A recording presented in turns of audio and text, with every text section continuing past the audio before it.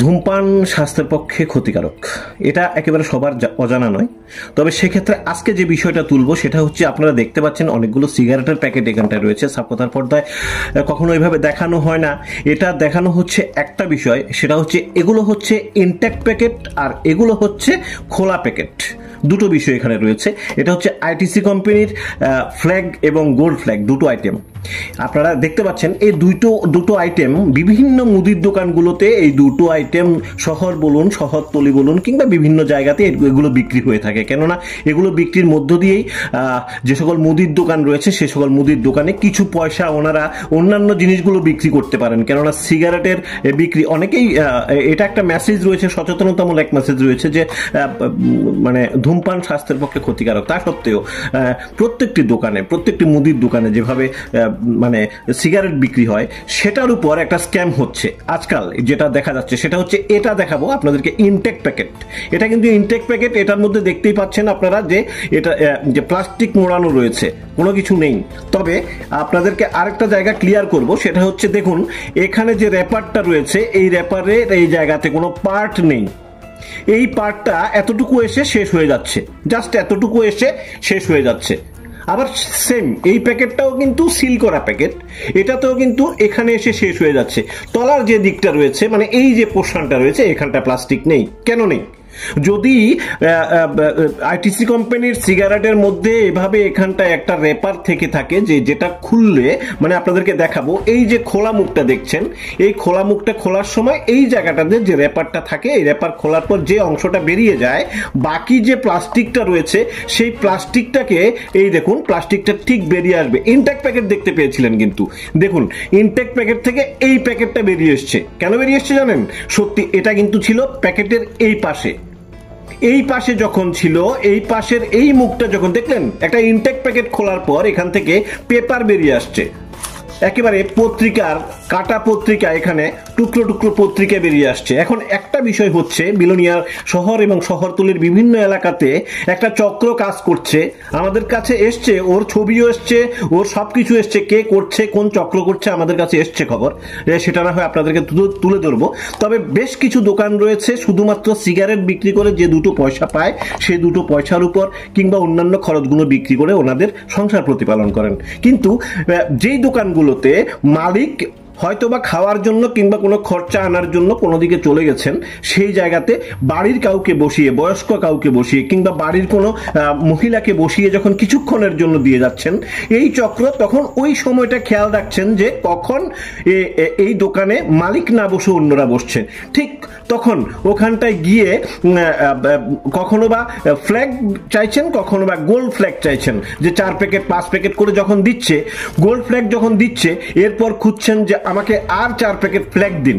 এখন ফ্ল্যাগ দেওয়ার জন্য যখন উনি ব্যস্ত হয়ে পড়ছেন, তখন এই চক্র কি করছে, 4টে কাগজ ঢোকানো, যে কাগজে মোড়ানো যে ইনটেক যে সিগারেটের প্যাকেট রয়েছে, এগুলো দিয়ে যেগুলোতে সিগারেট ঢোকানো রয়েছে সেগুলো নিয়ে চলে যাচ্ছে। এবং ঠিক নেওয়ার পর বলে দিচ্ছে, কখনো বিভিন্ন অজুহাত, না আজকে নেব না, কখনো বা বলছে না দাম বেশি চাইছেন। মানে কি, পুরনো যে নকল প্যাকেটগুলো দিয়ে আসল প্যাকেটগুলো নিয়ে চলে যাচ্ছে। এতে করে কি হচ্ছে, ব্যবসায়ীরা ডিরেক্ট চলে যাচ্ছে এজেন্সির কাছে। কেননা কাস্টমার যখন পরক্ষণে এগুলো কিনে নিয়ে চলে যাচ্ছে, বাড়িতে গিয়ে যখন খুলছে, তখন খুলে দেখছে যে ভেতরে এর ইনটেক্ট করা, এর ভিতর থেকে বেরোচ্ছে পত্রিকার যে কাটিং রয়েছে। এই পত্রিকার যে কাটিং রয়েছে সেটা কিন্তু দৈনিক সংবাদ বা বিভিন্ন পেপারের কাটিং রয়েছে, যেগুলো আমাদের ব্যাকডেটেড পেপার হয়ে গেছে। এই যে দেখুন দৈনিক সংবাদের পেপার রয়েছে, মানে কি আমাদের ত্রিপুরার পেপারগুলো যেগুলো পুরনো হয়ে গেছে, আপনাদেরকে দেখানোর চেষ্টা করব, পুরনো হয়ে গেছে, সেই পেপারগুলোকে ওরা মুড়িয়ে এখানে প্যাকেটে এটাতে ঢুকিয়ে দিচ্ছে। এর ফলে কি হচ্ছে, এটা যখন কাস্টমার কিনে নিয়ে চলে যাচ্ছে বাড়িতে, খোলার পর দেখছে এর ভেতরে কাগজে ঢোকানো, কোথাও বা পিসবোর্ড, কোথাও বা পেপার কাটিং, কোথাও বা বিভিন্ন, যেমন দেখতে পাচ্ছেন। তো তারপর কি হচ্ছে, ওরা এসে ইনকোয়ারি করার জন্য কিংবা বিভিন্ন গালিগালাজ করছে দোকানদারকে। স্বভাবত এই দোকানদার যেহেতু জানে যে আমার সিগারেটের প্যাকেটে সিগারেট রয়েছে, সুতরাং এ নিয়ে কোনো সংশয় নেই। কিন্তু যখন কাস্টমার এসে বলছে না সে নয়, আমি পয়সা দিয়ে নিয়েছি, বাড়িতে গিয়ে খুলে দেখছি আপনার এই প্যাকেটের মধ্যে সিগারেট নেই, এর মানে হচ্ছে এখানটা একটা চক্র কাজ করছে। এখন আমাদের ক্যামেরায়, সিসি ক্যামেরা থেকে শুরু করে বিভিন্ন জায়গাতে অনেকগুলো ফুটেজ আমরা পেয়েছি, দুটো তিনটে ছেলের ফুটেজও আমরা পেয়েছি যাদের পিঠের ব্যাগের মধ্যে মাথায় হেলমেট পরা, পালসার নিয়ে চালানো, পালসার চালিয়ে দোকানে ঢুকে যে সকল দোকানে মা বোনেরা দোকানদারি করছেন কিংবা বয়স্ক লোকেরা দোকানদারি করছেন ওই সকল দোকানের সামনের ফুটেজ আমরা পেয়েছি, সিসি ক্যামেরার আমরা ফুটেজ পেয়েছি, লোকটাকেও পেয়েছি। এবার প্রশাসনিক দিক থেকে কি পদক্ষেপ নেওয়া হবে সেজন্য আমরা বসে রয়েছি। এবং আইটিসি কোম্পানি যেহেতু একটি পপুলার কোম্পানি, সুতরাং আইটিসি কোম্পানির থেকে কি ধরনের পদক্ষেপ নেওয়া হবে প্রতারকদের বিরুদ্ধে সেটাও আমাদের এখন দেখতে হবে। তাই আমরা এজেন্সির সাথেও কথা বলেছি, কিন্তু মূলত ঘটনাটা যেটা হচ্ছে শহর এবং শহরতলির মধ্যে যেই স্ক্যামটা হচ্ছে এই স্ক্যামের বিরুদ্ধে প্রশাসনকে প্রথমত এটা পদক্ষেপ নিতে হবে। তাই আমরা গোটা সাপকথার পক্ষ থেকে একটা অনুরোধ থাকবে, যারা এই সিগারেট বিক্রি করে 2 পয়সা 5 পয়সা ইনকাম করছে তাদের সাথে এই প্রতারকরা যেভাবে দিন দুপুরে গিয়ে কিংবা লক্ষ্য রাখছে যে কখন ওই দোকানের মালিক না বসে অন্য কেউ বসছে, সেখানে গিয়ে ওরা নকল প্যাকেট ঢুকিয়ে দিয়ে আসল সিগারেটের প্যাকেট নিয়ে ওরা ব্যাগ ভর্তি করে নিয়ে আসছে।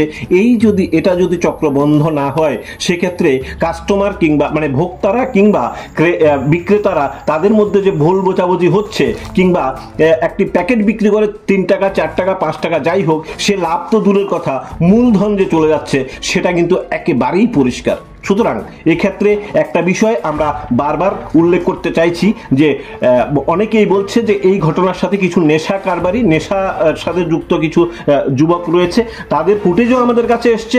এখন আমাদের একটা বিশেষ অনুরোধ থাকবে এই ধরনের স্ক্যাম যাতে মার্কেটে না হয়, কেননা এটা যদি হতে যায় সেক্ষেত্রে অনেকটাই বিপদের মুখে পড়ে যেতে হবে ব্যবসায়ীদের। তাই আমরা একটা রিকোয়েস্ট রাখবো, সাপকথার পরিবার থেকে আমরা একটা রিকোয়েস্ট রাখবো যাতে করে এই ধরনের প্রতারকদের অতি সত্বর প্রশাসনিক উদ্যোগ নিয়ে পাকড়াও করা হয় এবং নিশ্চিন্ত করা হয় গোটা বিলোনিয়া এবং বিলোনিয়া শহরতলির ব্যবসায়ীদের।